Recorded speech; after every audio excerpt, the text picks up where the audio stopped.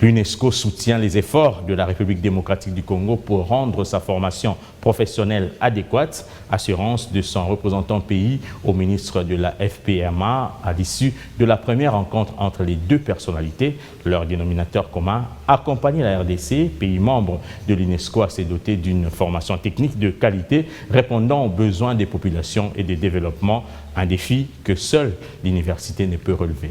Suivez.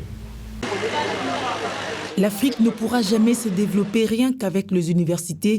Les métiers sont autant importants.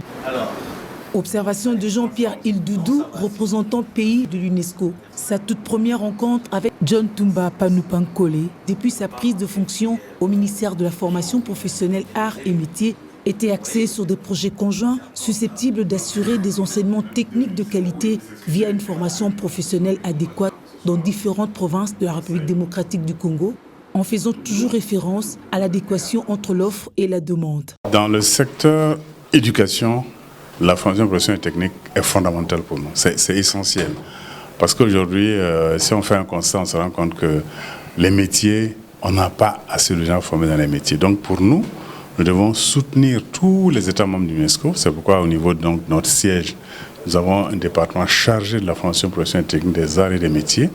Et nous sommes venus donc pour voir ensemble comment nous pouvons collaborer pour qu'ensemble on puisse donner donc à ce grand pays qu'est la RDC les moyens d'avoir une formation professionnelle et technique adéquate, donc des ateliers où on pourra former des gens, le lien entre les universités et également les entreprises.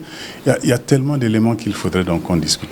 Les deux personnalités sont d'accord sur des méthodes de cadrage pour mieux identifier le champ d'action sur base des indicateurs fiables recueillis sur le terrain.